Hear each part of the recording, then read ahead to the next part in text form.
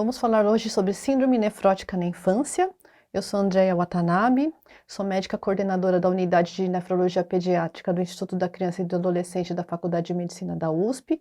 Participo também da pesquisa do LIM 29 da Faculdade de Medicina da USP e também sou médica do Núcleo Avançado de Nefrologia do Hospital Sírio-Libanês.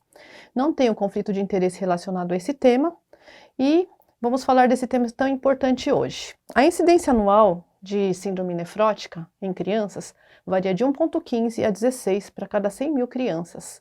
É a segunda causa mais frequente de doença renal terminal na faixa etária pediátrica, após as malformações do trato urinário e renais. 85 a 90% das crianças, felizmente, com síndrome nefrótica, apresentam um padrão sensível ao corticoide, havendo grande sobreposição desses casos sensíveis com o padrão histológico de lesões mínimas. Na ausência de remissão ou na presença de remissão parcial, é associada com 50% de risco de evolução para doença renal terminal em 5 anos. Essa doença foi primeiramente descrita em 1484, quando foi notado um edema no corpo inteiro da criança, sendo a 51ª doença, E a gente sabe que a mortalidade era muito elevada e que essa mortalidade reduziu de 2/3 para 1/3 das crianças com síndrome nefrótica com o aparecimento dos antibióticos. E um grande marco foi, na década de 50, o surgimento dos corticosteroides, que promoveu uma redução ainda mais importante da mortalidade para menor que 3%. Hoje, temos uma mortalidade aparentemente por cerca de 1%. Então vamos lá, a síndrome nefrótica idiopática é quando a gente tem um edema, proteinúria nefrótica e hipoalbuminemia, sendo que a proteinúria nefrótica na faixa etária pediátrica é aquela onde a relação proteína-creatinina na primeira urina da manhã é maior ou igual a 2, ou maior ou igual a 1000 mg por metro quadrado em urina de 24 horas, ou ainda a presença de 3 ou 4 cruzes em fita de urina da primeira urina da manhã. É importante descartar causas secundárias para a gente considerar idiopática. Também a gente sabe que a remissão completa, que é o nosso objetivo, é quando após um tratamento, ou não, às vezes a remissão completa pode ocorrer sem tratamento, a proteína sobre a creatinina na urina, da primeira urina da manhã, se torna menor ou igual a 0,2, ou na fita de urina menor, negativa ou apenas traços, em 3 ou mais vezes por dias consecutivos. Definimos a corticoresistência como ausência de remissão em 4 a 6 semanas de tratamento com prednisona. A remissão parcial, por sua vez, é aquela quando a gente atinge uma relação proteína-creatinina na urina entre 0,2 e 2 e uma albumina sérica maior ou igual a 3. Existe a recidiva após o transplante, que é a presença de proteinúria em níveis nefróticos, quando também observamos apagamento de pericelos na microscopia eletrônica e em criança previamente anúrica ao transplante, pós-transplante, com uma proteína sobre creatinina em urina isolada maior ou igual a 1. A síndrome nefrótica córtico-sensível, geralmente ela acontece em 80 a 85% dos casos e mais do que uma recidiva, 70 a 80% dos córticos sensíveis vão apresentar ao longo da vida, tá? As recidivas frequentes ou padrão córtico dependente, a gente vai encontrar em 50% dos casos sensíveis. Sabemos que, por alguns motivos ainda não conhecidos, 70 a 90% dos pacientes remitem espontaneamente na puberdade. A biópsia renal, então, normalmente, quais os padrões que a gente observa na síndrome nefrótica córtico-sensível? Lesões histológicas mínimas, em sua grande maioria. Pode também haver leve proliferação mesangial com depósito inespecífico de IgM ou ainda glomerulosclerose segmentar e focal. A síndrome nefrótica córtico-resistente, por sua vez, é quando não existe a remissão em 4 a 6 semanas do uso do corticoide. A gente sabe que, felizmente, 50 a 70% desses casos remitem após o uso de inibidor de calcineurina, somado ou não a inibidor de ECA ou bloqueador do receptor da angiotensina, e 10 a 30% desses casos apresentam a forma monogênica ou também chamada de mendeliana. Nesses casos, a biópsia renal caracteriza o tecido renal como glomerulosclerose segmentar e focal. Podemos encontrar também lesões histológicas mínimas ou ainda esclerose mesangial difusa. A gente classifica normalmente, como pudemos ver, de acordo com a resposta ao corticoide, né? Então, nos casos, descartando as causas secundárias, a causa idiopática vai ser córtico sensível, com resposta e remissão ao corticoide, podendo ser sem recaídas, com recaídas infrequentes, recaídas frequentes, ou ainda dependente de corticoide, ou os casos resistentes ao corticoide. Uma outra maneira da gente enxergar também é observar as causas que levam à síndrome nefrótica idiopática. Podemos dividir em 3 grandes classes, onde a predominância seria dos fatores imunológicos / fatores circulantes, né? Ou fatores genéticos, como vamos falar mais para frente, ou ainda ao longo do tempo, né, da idade, hiperfiltração com redução da massa renal, diabetes mellito, hipertensão arterial. Geralmente caracterizada em pacientes aí ao longo da vida, né, mais velhos, não na faixa etária pediátrica, caracterizada então por uma obesidade, uma proteinúria nefrótica com albuminemia normal, então não tem edema normalmente, e observamos os processos podocitários preservados nessa faixa de hiperfiltração. Não vamos comentar muito desse fator, porque na faixa etária pediátrica, na síndrome nefrótica idiopática, estão concentrados principalmente os fatores imunológico / fator circulante, e também fatores genéticos. Falando então dos fatores imunológicos e circulantes, a gente sabe que algum gatilho, normalmente uma infecção, eventualmente a exposição a imunológico, como vacinas, vai desencadear então uma resposta da imunidade inata, que tem relação com o sistema complemento e TLR. Vai estimular, assim, a resposta imune adaptativa relacionada aos linfócitos T. Finalmente, eles vão induzir a expressão de CD80, que por sua vez vão levar às alterações nos processos podocitários. Existe a teoria, né, de uma desregulação da resposta imune relacionados ao linfócito T, caracterizado por alguns fatores já encontrados, né? Então a gente observa nesses casos uma diminuição de linfócitos T reguladores, também uma concomitante, um aumento de linfócitos TH17 relacionados a outros processos inflamatórios também, e também talvez um aumento da resposta de TH2. Mais do que um aumento da resposta de TH2, a gente vê uma desproporção TH1 sobre TH2, ao mesmo tempo CD4 sobre CD8, né? Então aumentando o TH2 ou diminuindo o TH1, né? E aumentando CD8 ou diminuindo ou CD4, os linfócitos. Outra coisa também importante, que a gente vai até comentar por conta da terapia, é que a gente observa também o importante do papel do linfócito B, né? A gente sabe que na primodescompensação, alguns estudos mostram um aumento do número de linfócitos B. E também pós a utilização do rituximab, observamos uma redução dos linfócitos B de memória, né? E isso é associado com remissão após a utilização do rituximab de maneira bastante interessante, tá? Então aqui apresentados então o trigger e todo esse processo aí relacionado ao nosso podócito e aos seus processos podocitários, ou também chamados de pedicelos. Recentemente, né, não tão recentemente assim, mas assim, no final da década de 90, nos inícios dos anos 2000 principalmente, foram descobertas aí, ao longo do tempo variantes patogênicas em diversos genes que levam à síndrome nefrótica idiopática, né? Então são as formas que a gente chama mendelianas ou monogênicas. E a gente observa que esses genes codificam proteínas que estão presentes em diversos compartimentos celulares aqui representados. Então, tanto proteínas nucleares, como a gente vê representado principalmente as nucleoporinas, os fatores de transcrição, como o WT1, que é bastante importante, né? Outros fatores relacionados à mitocôndria, né, na via da biossíntese da coenzima Q10, relacionados também à actina, ao citoesqueleto de maneira muito importante, ou ainda a fenda de filtração glomerular, representado principalmente, né, pelo NPHS1, que codifica a nefrina, e o NPHS2, que codifica a podocina, que são genes bastante importantes. E outros que também estão implicados na regulação da quitina, relacionados também ao citoesqueleto. Também observamos, né, algumas proteínas relacionadas entre os processos podocitários e a membrana basal glomerular, e também até algumas variantes em genes que codificam proteínas da membrana basal glomerular, como principalmente os colágenos, que podem aí apresentar é uma sobreposição de apresentação da doença, eventualmente, como também a gente chama de fenocópias, tá? Então, as causas genéticas são bastante aí interessantes e a gente tem observado uma grande evolução ao longo aí dos últimos anos, tá? De maneira interessante hoje, a gente sabe então que até 80% dos casos de síndrome nefrótica congênita tem causa monogênica. Então esse estudo aqui avaliou uma quantidade bastante grande de famílias e observou que até os 3 meses de idade, nesse estudo, 70% dos pacientes apresentaram uma causa monogênica.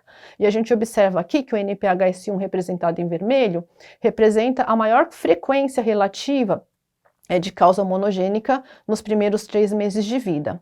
O NPHS2, aqui representado em verde, vocês podem observar que ele está presente e frequente em todas as faixas etárias, né, sendo aí o gene mais acometido como causador de síndrome nefrótica córtico-resistente. E o WT1 também representado em preto, também presente em todas as faixas etárias, sendo aí a terceira causa importante monogênica de síndrome nefrótica. Bem importante lembrar sempre desses 3 genes aí implicados na patogênese da síndrome nefrótica monogênica. Bem importante é que a gente sabe que as formas mendelianas, né, essas genéticas, apresentam uma sobrevida renal menor ao longo do tempo. Então aqui vocês veem na linha tracejada como ela vai caindo mais rapidamente quando comparado aos pacientes nos quais a gente não encontra, né, uma causa genética ainda conhecida, tá? A recorrência, por outro lado, né, de síndrome nefrótica após o transplante renal nas causas mendelianas é desprezível. Então se por um lado ele atinge mais rápido a doença renal terminal, a gente observa que pós-transplante rarissimamente há, então, uma recorrência, o que é bastante importante. Outra coisa importante do ponto de vista do diagnóstico, apesar de serem doenças raríssimas, muito, muito raras, é que quando existem variantes patogênicas em genes que codificam proteínas mitocondriais, né, aquelas que principalmente participam da biossíntese da coenzima Q10, como por exemplo COQ2, COQ6 ou ADCK4, que é o COQ8b, o tratamento com reposição de coenzima Q10 pode ser uma alternativa nesses casos, principalmente quando utilizada precocemente e quando as alterações não são muito importantes, tá?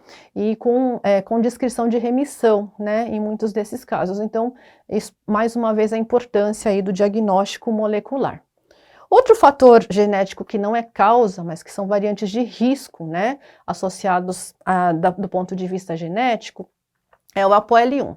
Então a gente observa que o ApoL1, né, as variantes, os alelos de risco de ApoL1, eles estão presentes na ancestralidade africana, né, no gene de ancestralidade africana, e a gente sabe que esses alelos de risco, eles podem aumentar o risco de desenvolver doenças renais em vários tipos de doença renal, incluindo glomerulosclerose segmentar focal, glomerulopatia colapsante e até nefrite lúpica também.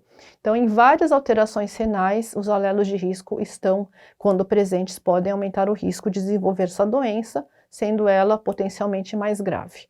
Também, naquelas crianças que evoluem para transplante renal, até o momento não temos observado recidiva após o transplante, que é, por um lado, animador nesse sentido. Tá? Então, como que a gente faz o diagnóstico da síndrome nefrótica? Lembrando sempre, né, que é o edema, hipoalbuminemia e proteinúria, como falamos já. Então, como que a gente vê a proteinúria na primeira urina da manhã ou em urina de 24 horas, e uma hipoalbuminemia com albumina menor do que 3, tá? Os fatores associados também importantes, né, são a hipertrigliceridemia e também a hipercolesterolemia. Muito importante descartar as causas secundárias, né, como infecções principalmente relacionadas à hepatite B e C, sífilis, CMV, em zonas endêmicas, por exemplo, malária também, que pode ser uma causa importante, parvovírus, B19, né, bem importante. E também descartar doenças sistêmicas, que a gente pode ver por história prévia ou por alterações no exame físico no momento também. tá? Outra questão importante é descartar medicações, né? Algumas medicações podem levar aí a proteinúria importante, sendo então uma causa de síndrome nefrótica, tá? Então, descartadas as outras causas secundárias, vamos chamar de síndrome nefrótica idiopática. Normalmente é a história de um edema gravitacional, né, que vai aumentando, muito comum a criança ter ido para o pronto-socorro ou para o pediatra e ter recebido antialérgico, né, porque ela apresenta edema bipalpebral. E normalmente, nem sempre, mas normalmente pode existir um fator desencadeante, como principalmente infecções de vias aéreas superiores, ou ainda também presença de vacinas, por exemplo.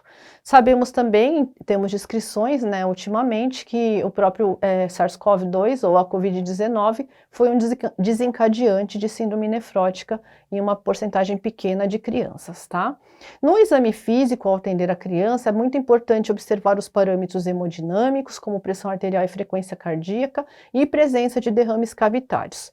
Na presença de derrames cavitários, importante, então, e uma alteração hemodinâmica, a criança ser encaminhada, então, para um pronto atendimento e ser feito esse atendimento mais rápido, tá? Também sempre observar sinais de história de infecção e manifestações extrarrenais, que podem lembrar síndromes e podem ajudar a diferenciar o diagnóstico, tá?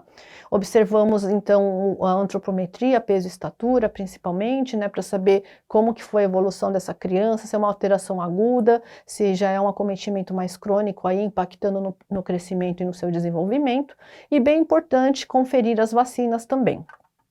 Ao a gente perguntar sobre a história familiar, é importante a gente saber sobre doença renal na família, porque eventualmente pode ser alguma alteração geneticamente determinada, e também a presença ou não de consanguinidade. A ausência de consanguinidade não descarta, mas porém, quando a gente observa esse fator, já aumenta aí a chance de ter alguma alteração genética, tá? Então, vamos fazer o exame de urina. Nos exames de sangue, então é importante ver função renal, né, principalmente ureia e creatinina, observar os eletrólitos, principalmente o sódio, potássio, cálcio, fósforo, né, e também observar se temos alteração de hemograma, hemoconcentração, por exemplo, plaquetose, né, ou também sinais de infecção, complemento C3 e C4, FAN, ASLO e ANCA, principalmente para descartar causas secundárias relacionadas a outras doenças inflamatórias, as sorologias e os exames de imagem, ultrassom de rins e vias urinárias. Às vezes a gente tem surpresa, né, de ter um rim único, ou de ter uma dilatação, uma malformação do trato urinário, também concomitante, radiografia de tórax, na possibilidade de, eventualmente, alguma malignização, até infecção também. Tá? Quando a gente observa uma hipovolemia muito importante, com repercussão muito importante, é estar procedendo à infusão de albumina, tá? Na presença de edema, não necessariamente a criança vai precisar de um tratamento agudo. Na presença de edema, com derrames cavitários, sim, aí vamos determinar se a criança está hipovolêmica ou hipervolêmica. A grande parte das crianças apresenta hipovolemia, e cerca de 2/3 das crianças ou mais hipovolemia, necessitando então de infusão de albumina. Aquelas crianças que porventura apresentam hipervolemia, a gente vai tratar aí com os diuréticos, tá? De qualquer maneira, em todas elas, é muito importante a restrição de sódio na alimentação, uma vez que ela vai prevenir a reformação, né, a refazer o edema, tá? Então, restrição hídrica normalmente não é realizada, porque acaba acompanhando aí a restrição de sódio, vai pela sede aí provocada pelo sódio, tá? A hipertensão arterial sistêmica, quando presente na apresentação, né, é um marcador de gravidade, assim como alterações da função renal. Numa fase aguda, é mais seguro utilizar um bloqueador de canal de cálcio, né, e também diurético se houver hipervolemia. E numa fase mais crônica e mais estável, bem importante a utilização de uso de IECA, quando há hipertensão arterial, né, ou bloqueador de receptor de angiotensina, evitando aí o uso na primodescompensação com hipovolemia por risco de piora de função renal, uma vez que a gente está retirando os mecanismos de regulação e de compensação em vigência de uma hipovolemia, tá? Outra coisa importante é a dislipidemia, que encontramos com muita frequência. está relacionada com a intensidade da proteinúria, então quanto maior a proteinúria, mais vai ser intensa a dislipidemia. A gente avalia através da dosagem de colesterol total, LDL, HDL e triglicérides, e o tratamento consiste em reduzir a proteinúria, né? Vamos falar um pouco mais aí da imunossupressão, controlar a pressão arterial e também reduzir o peso caso o paciente apresente um sobrepeso ou obesidade. Bem importante os aspectos da alimentação, que podem ser ajudadas aí com a ajuda de um nutricionista, a prática de atividade física e também quando após compensação a criança não atinge aí uma melhora, com todas essas medidas, a utilização de estatina para crianças maiores de 8 anos principalmente. Doença metabólica, ela pode estar presente desde o começo, né? A gente pode observar alterações de cálcio, principalmente, e por isso se faz necessário adequar a ingesta de cálcio através de avaliação nutricional, avaliação da alimentação da criança, se necessário repor, né, para manter pelo menos 100% da recomendação para a idade e altura, e também adequar o aporte da vitamina D, ainda porque a utilização do corticoide vai alterar um pouquinho aí a metabolização óssea e a própria metabolização da vitamina D. Outro aspecto que pode se fazer presente é o hipotiroidismo, até por perda pela proteinúria, né, perda do carregador aí do hormônio tiroidiano. Então, na presença do hipotiroidismo, eventualmente ele pode ser transitório e ser tratado, e depois, na grande maioria dos casos, esse tratamento é desnecessário depois com a compensação da criança, né? Outra pergunta bastante importante, então, quando que a gente precisa fazer uma biópsia renal, né? Na hora que você chega com uma criança, você faz o diagnóstico de síndrome nefrótica, descarta aí as causas secundárias, e a pergunta é, a gente vai ter que fazer uma biópsia? Então, se a idade de manifestação for menor que 1 ano ou maior que 12 anos, existe a recomendação de se fazer a biópsia, porque a gente foge um pouco da faixa etária onde há predominância de lesões histológicas mínimas. É claro que hoje, para aqueles menores do que 1 ano, a biópsia é recomendada se o exame genético não for disponível. Quando já existe o exame genético disponível, considera-se não realizar essa biópsia nessa faixa etária menor que 1 ano de idade, tá? Outros fatores importantes a serem considerados a primodescompensação é a elevação persistente e sustentada da creatinina, a presença de hematúria macroscópica ou uma hematúria significante, a presença de alteração de complemento, né, hipocomplementemia, sinais ou sintomas de doenças autoimunes, a gente está pensando em causas secundárias, infecções e presença de hipertensão arterial e resistência ao esteroide. A resistência do esteroide a gente vai também falar um pouquinho mais para frente. Essa biópsia, ela preferencialmente deve ser realizada através guiada por ultrassom, né? Percutânea, então, ou por tomografia, e também pode ser realizada através de retroperitoneoscopia, para aqueles que existem maior chance de sangramento, ou na não possibilidade desses dois fatores, ela pode ter até aberta, mas esse de indicação mais reduzida. Quais são os achados histopatológicos? O principal achado histopatológico são as lesões histológicas mínimas, aonde a gente não observa alteração no córtex, os glomérulos têm aparência normal, entretanto eu posso observar, como eu vejo aqui, algumas alterações tubulares.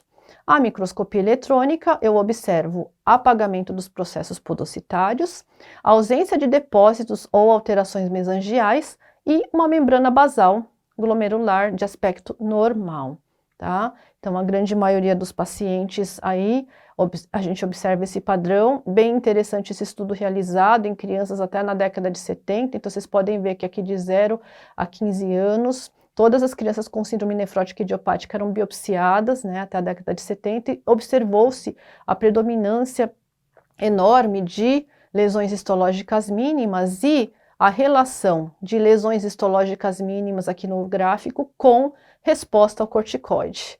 Então, através desse estudo, isso permitiu que não fosse mais realizada a biópsia em crianças nessa faixa etária, né, hoje até 12 anos, de 1 a 12 anos, permitindo o primeiro curso de corticoide, porque ao responder ao corticoide, que vai ser a maioria delas, vai estar associada com lesões histológicas mínimas, né?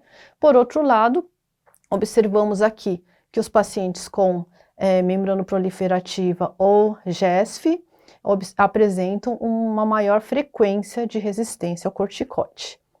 Outro aspecto interessante é a esclerose mesangial difusa, né, que a gente observa glomérulos menores, pequenos e condensados, uma fibrose tubulointersticial importante e um aparecimento de material colagenoso dentro do mesângio e é caracteristicamente observado no primeiro ano de vida, tá? A glomerulosclerose segmentar e focal, então, é uma lesão mais frequentemente encontrada, até pelos critérios de indicação de biópsia hoje.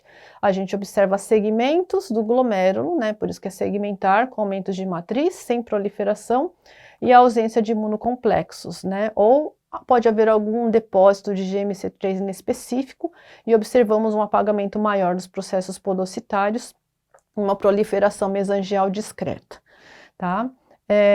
A gente sabe que a GESF ela pode ser classificada em vários tipos, e esses tipos estão associados ao prognóstico e eventualmente às causas, tá?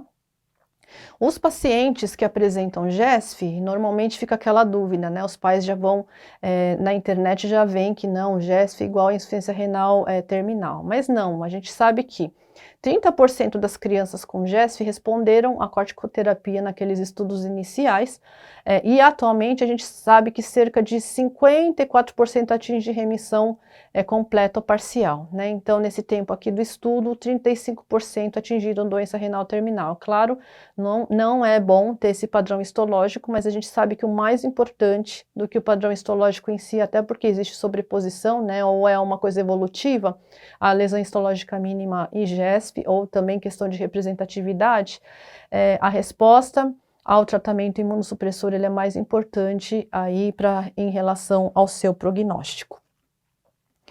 Bem interessante, a gente pode também pensar, né, nas lesões podocitárias como lesões associadas à maturação renal. Então, a gente vê desde a formação do rim, né, aqui do capilar glomerular, até seu estado maduro, né, quando existe um acometimento importante nessa fase mais precoce, uma alteração mesangial, seguida de adesão, esclerose e depois uma esclerose global.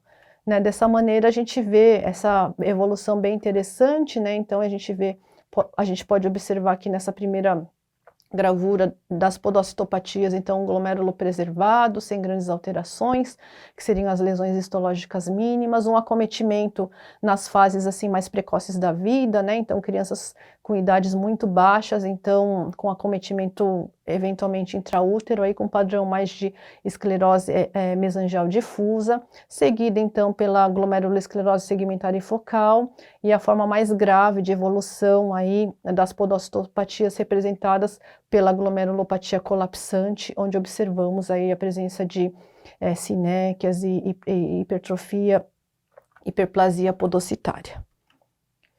Aqui a gente pode ver então no maior aumento essa explicação, tá?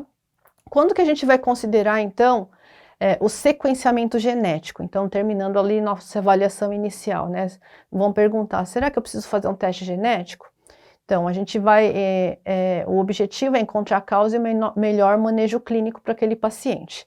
Hoje, a gente sabe que a maior parte dos pacientes que apresentam síndrome nefrótica cardíaco-sensível não tem alterações genéticas que a gente conheça, tá? Então, é bem importante localizar o sequenciamento genético para aqueles com síndrome nefrótica córtico-resistente, né? Ele é importante porque eventualmente a gente tem um tratamento específico possível relacionados a alguns genes mutados, né? Pacientes, antigamente a gente falava, com GESF vamos esperar um tempo antes de transplantar, porque pode recidivar. Como a gente já sabe que aqueles pacientes que apresentam causas monogênicas dificilmente recidivam, então é possível se realizar um transplante renal preemptivo para esses pacientes que têm variantes patogênicas, então já direciona o prognóstico aí e as nossas condutas, tá? Também a programação de imunossupressão. Então, aquele paciente que já tem as variantes patogênicas em determinado gene que já se conhece, então evolução, não vamos insistir com uma medicação que só vai apresentar nesses casos efeitos colaterais. E também a gente sabe que esses casos com presença de variantes não vão recidivar a doença, tá? Bem importante saber isso na evolução e na criança menor que 1 ano, como a gente comentou, evitar a biópsia renal, principalmente naqueles casos congênitos. E é interessante também a avaliação do sequenciamento genético para estudos clínicos epidemiológicos, com o objetivo de tentar estabelecer etiologia, entender melhor a patogênese e desenvolver futuramente tratamentos mais personalizados, né? Então, a gente já tem aí um panorama bem importante da localização do sequenciamento genético. Como que a gente vai fazer, então, agora a corticoterapia inicial?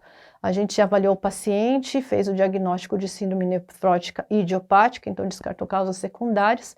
Então, aqueles pacientes de 3 meses a 18 anos, a gente começa com um curso de corticoide, muito importante que a dose seja essa dose de 60 mg por metro quadrado, ou 2 mg por quilo, no máximo de 60 mg por dia, tá? Por 4 a 6 semanas nessa dose plena, seguidos de 40 mg por metro quadrado ou 1,5 mg por quilo em dias alternados por mais 4 a 6 semanas, tá? A recomendação é que essa dose seja feita em dose única, 1 vez por dia. Um estudo que realizou a comparação entre dose única e 2 vezes por dia não observou um benefício e sim aumento de efeitos colaterais, então a gente não tem um suporte para doses diferenciadas, exceto 1 vez por dia. Bem importante calcular essa dose pelo peso seco, né, do paciente, preferencialmente utilizando a superfície corporal, e manter a dose em dias alternados por 4 a 6 semanas antes de nova redução, quando se atinge aí a remissão. E não utilizar terapia combinada no primeiro episódio de síndrome nefrótica. Então, inicia-se primeiro com corticoide sozinho, tá? Então, a remissão completa, como a gente já comentou, quando a gente atinge proteína sobre creatinina menor ou igual a 0,2 em maior ou 3 dias consecutivos, ou até em fita de urina, quando a gente não consegue fazer esse exame de urina, traços ou negativo em 3 dias consecutivos ou mais.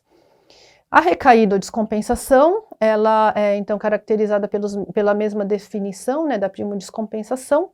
As recaídas frequentes são aquelas onde existem mais do que 2 recidivas em 6 meses ou mais do que 3 recidivas em 1 ano. E a dependência de corticoide é caracterizada por 2 recaídas durante a dose recomendada de prednisona ou uma recaída até 14 dias após a descontinuação do corticoide. A gente fala descompensação ou recaída, ok? Qual que é o tratamento da recaída? Que a gente viu que lá 45 a 50% dos pacientes vão ter recaídas frequentes ou serem corticodependentes, né? O tratamento, então, vai ser a dose, novamente, de 2 mg por quilo ou 60 mg quilo dia até remissão, né? Por 3 dias consecutivos, urina negativa. E após, voltar aí para 40 mg por metro quadrado ou 1,5 mg por quilo em dias alternados por mais 4 semanas. É importante que a utilização dessa dose em dias alternados por 2 semanas, em um estudo aqui que avaliou um número significativo de pacientes, não foi inferior ao período de utilização de 4 semanas. Então, nessa condição de recaída, é ok utilizar por 2 semanas essa dose maior de 40 ou 1,5 do que se utilizar por 4 semanas. Principalmente naqueles pacientes em que a gente já sabe que existe uma dose acumulada de corticoide elevada, tá? A prevenção da recaída, né? Então, em vigência de um quadro viral, a gente sabe que existe uma grande chance de descompensação. Os pacientes em uso de corticoterapia em doses baixas em dias alternados, a gente não é recomendado, né, utilizar esse corticoide, porém pode se considerar um curso curto de corticoterapia diária, com dose baixa aí. Tá? Então, eu acredito pessoalmente, né, que alguns casos a gente já sabe que vão se beneficiar e outros não. Então, considerar mais cada caso.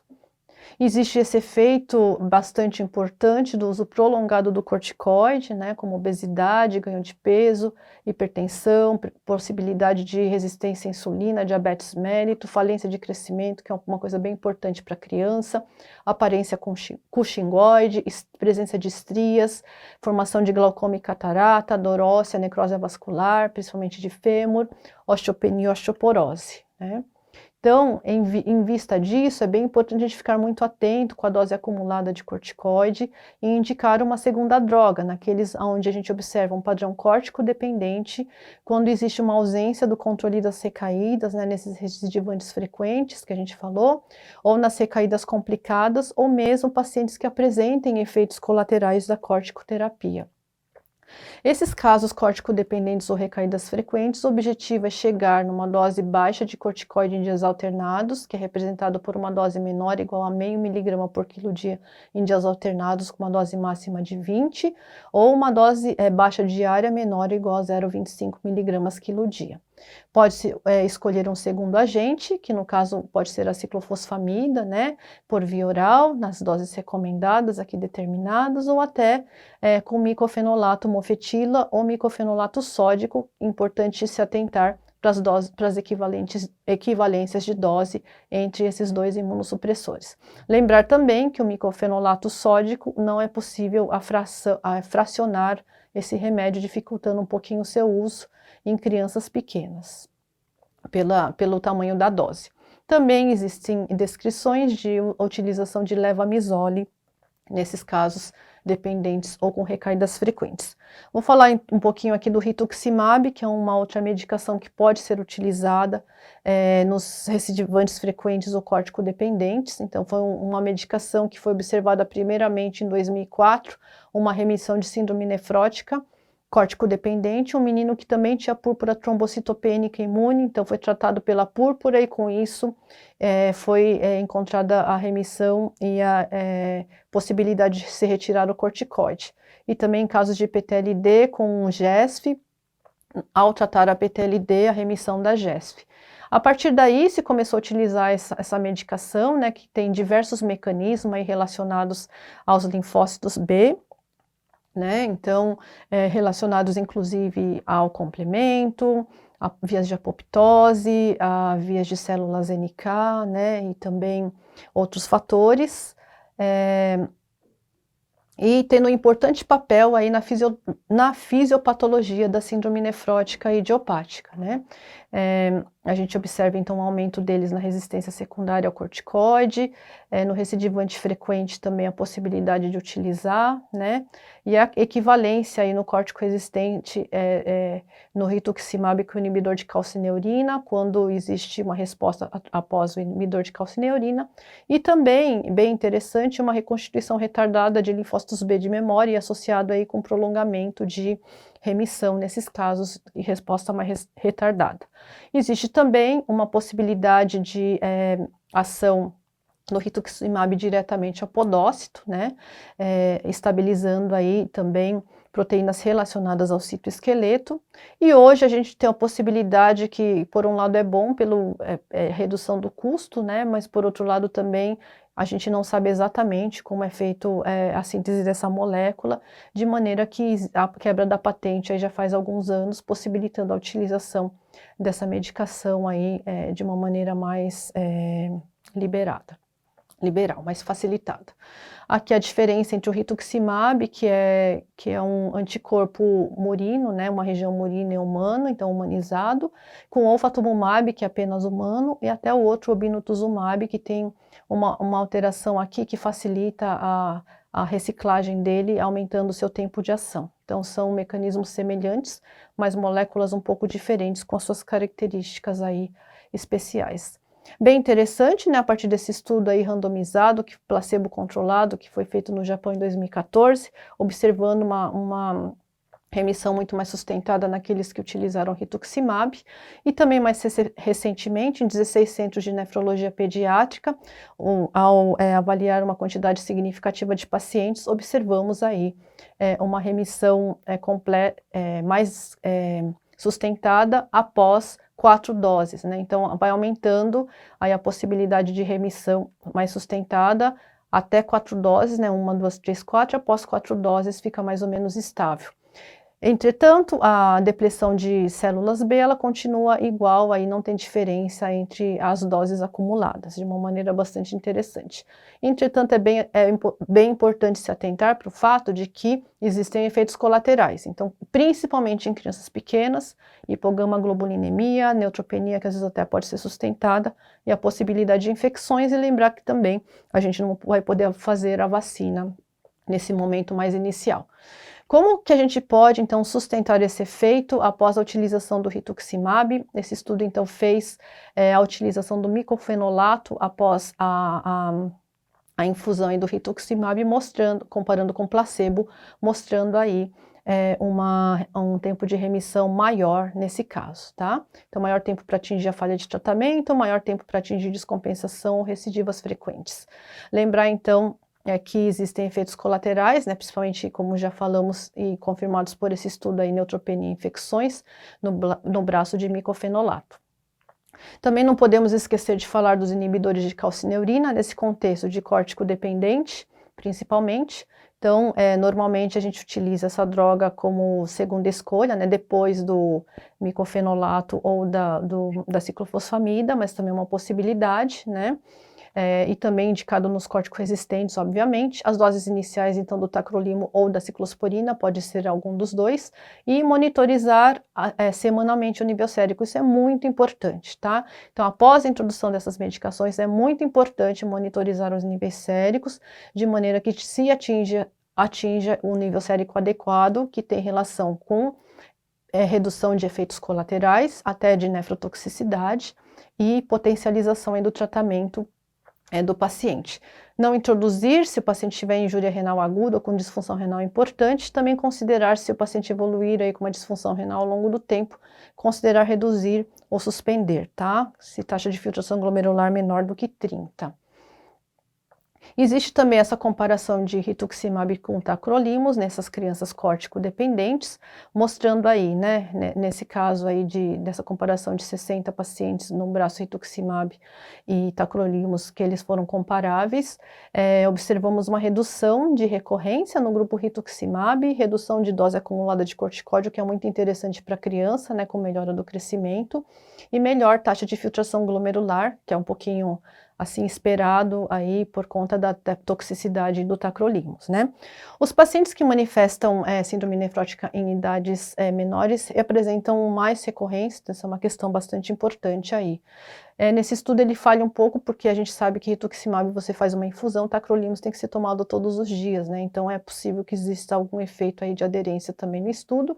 E por outro lado, essa outra avaliação não observou os mesmos resultados, né? Observou que o tacrolimus foi superior aí ao rituximab. O que a gente observa na prática é que existem pacientes que apresentam uma melhor resposta com o inibidor de calcineurina, né?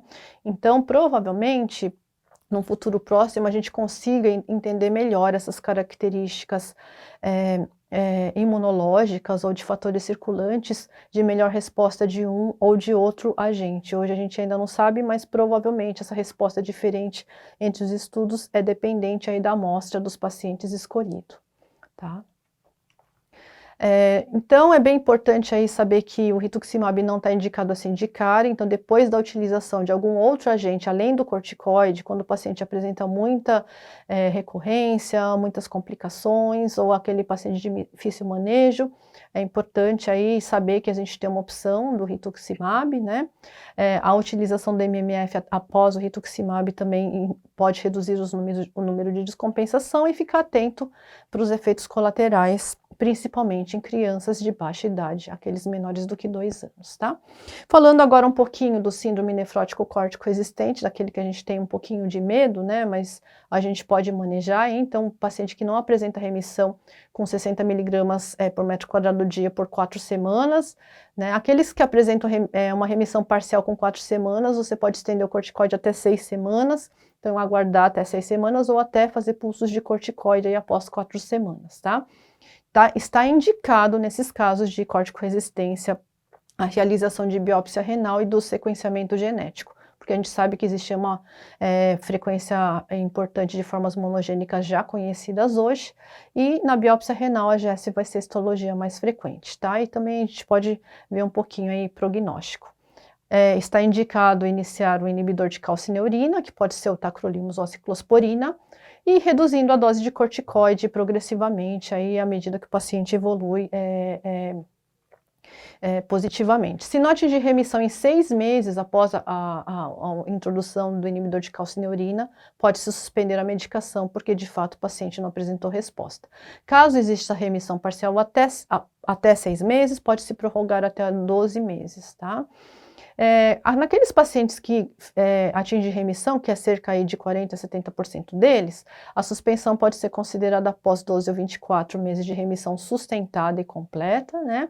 Ou também pode-se considerar a substituição por micofenolato mofetila após 12 meses de remissão completa, ou naqueles que você observa um padrão de sensibilidade e córtico-dependência após a introdução do inibidor de calcineurina. Outra possibilidade também é a utilização do rituximab nesse contexto do córtico resistente que se torna sensível ao corticoide após o uso de inibidor de calcineurina. Lembrar sempre dos efeitos colaterais, né, que são hipertensão, nefrotoxicidade, hipomagnesemia, tremores, no caso da ciclosporina, hipertricose e hiperplasia gengival, e no caso do tacrolimus, a hiperglicemia e alteração aí da resistência à insulina, e também lembrar sempre da possibilidade da interação medicamentosa, podendo afetar o nível sérico de tacrolimus e ciclosporina com seus potenciais efeitos colaterais, tanto redução de nível sérico, e podendo eventualmente ter uma descompensação, ou elevação do nível sérico com seus potenciais efeitos colaterais. Então, aqui a gente faz um resumo, né, dos nossos casos. Um paciente, então, que a gente faz o diagnóstico de síndrome nefrótica, aqueles menores do que 3 meses, idealmente fazer um teste genético, né, e fazer as recomendações para síndrome nefrótica congênita. Se não é menor do que 3 meses, né, se tem alterações atípicas também, fazer a biópsia ou eventualmente também teste genético, ou também naqueles casos que a gente tem alteração de função renal, injúria renal aguda, níveis alterados de C3, etc., biópsia renal. Se não tiver nenhuma dessas alterações, então, idade de 1 a 12 anos, vai começar o corticoide. Se for de 3 a 12 meses, considerar ou a biópsia renal ou o teste genético. Hoje, se existe a possibilidade de realização, o teste genético é mais favorável aí por todos os seus efeitos, né, nesse primeiro ano de vida.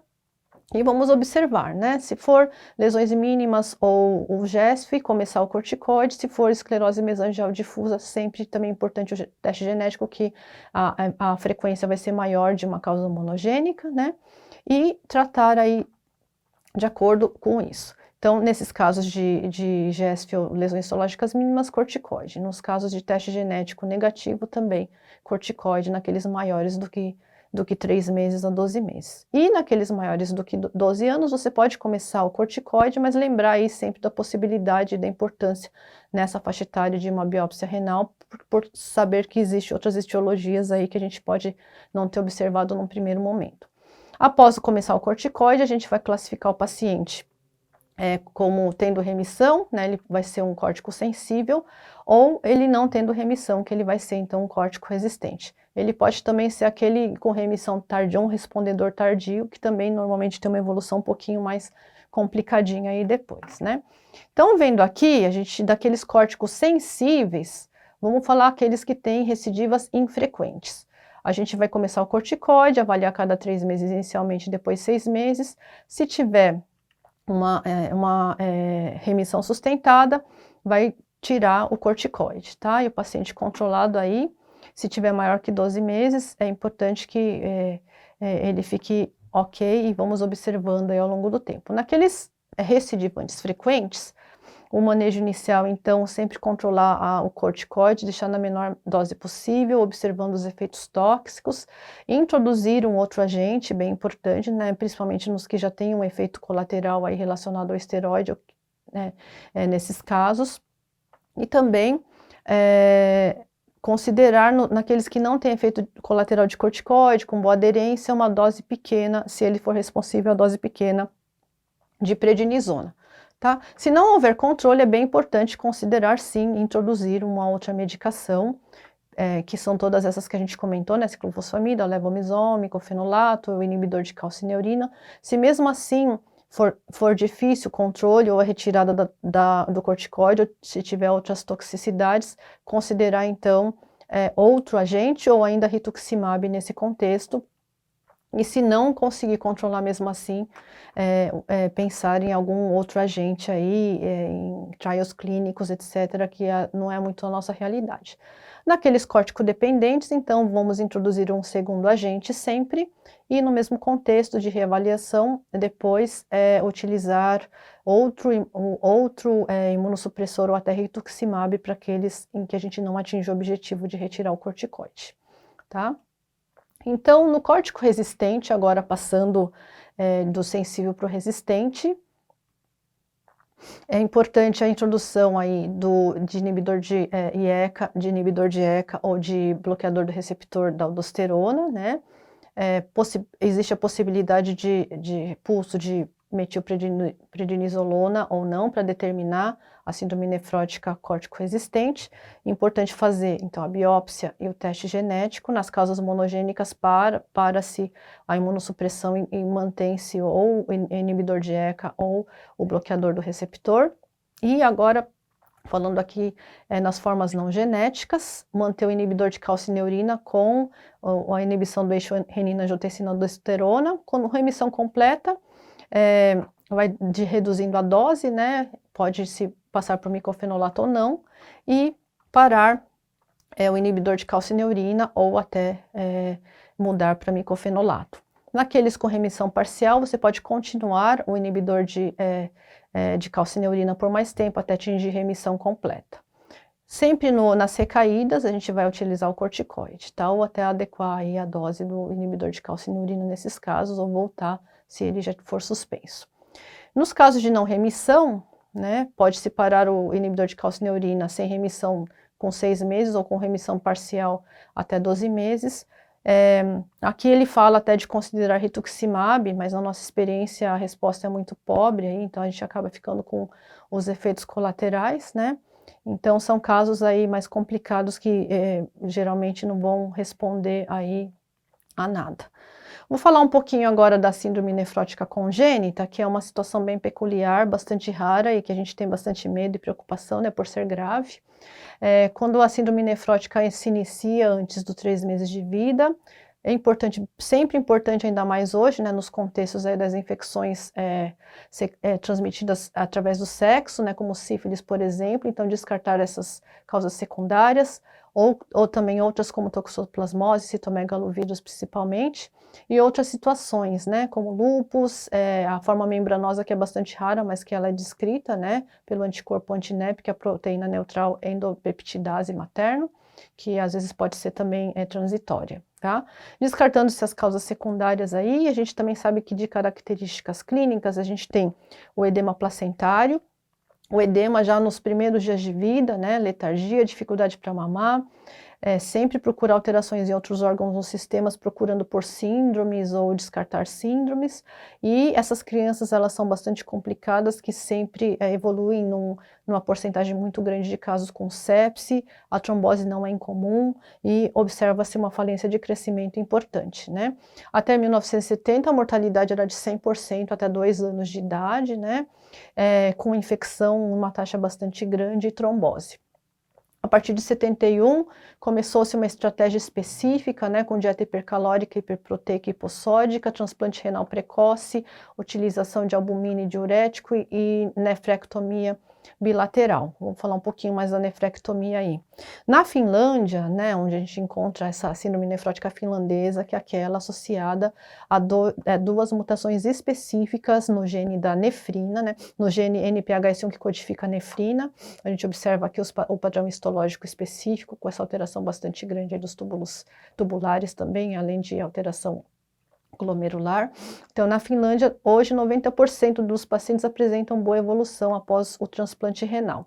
Na síndrome nefrótica congênita, além da finlandesa, a gente pode ter GESF ou também esclerose mesangial difusa, que são os mais associados aí na síndrome nefrótica não secundária, tá? Bem importante, então, o manejo, né, dos fluidos, limitar a ingesta de fluidos, exceto para promoção de nutrição adequada, dar essa dieta hipoproteica e hipercalórica, evitar suplementação de sódio sempre que possível, avaliar aí o eixo cálcio, fósforo e vitamina D, repondo e suplementando quando necessário, e também hormônios tireoidianos, porque é bem frequente aí o hipotireoidismo.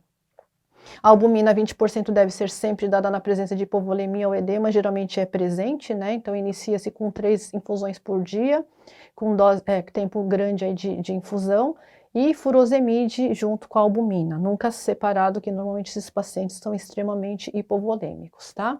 Inibir sempre o eixo renina-angiotensina-aldosterona, principalmente com captopril, nessa faixa etária, aí menos de 3 meses de vida, aumentando progressivamente, e fazer profilaxia para trombose, né, quando na presença de uso de catéter central, trombose prévia. Importante seguir o calendário normal de vacinação para criança da mesma idade.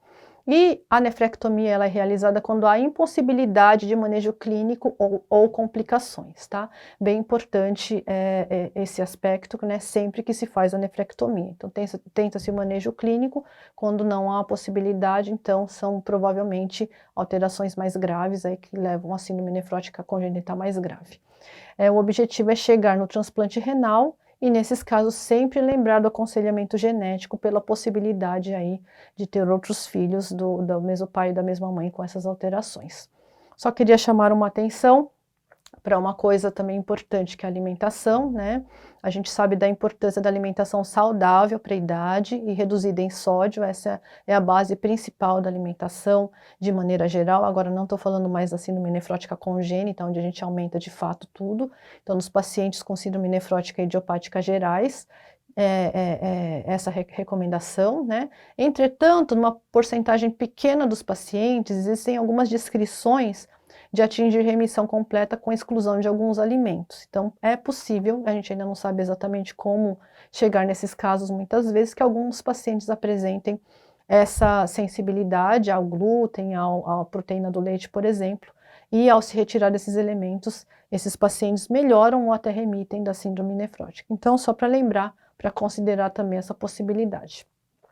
Existem, então, várias complicações, né, agudas e crônicas da síndrome nefrótica, como infecções, hipovolemia, injúria renal aguda, às vezes até com necessidade de diálise, fenômenos tromboembólicos e crônicas também, como a gente viu, possibilidade de evolução para doença renal terminal, recidiva da doença após o transplante renal, alterações cardiovasculares, incluindo a hipercolesterolemia e trigliceridemia, e alterações ósseas também, tá?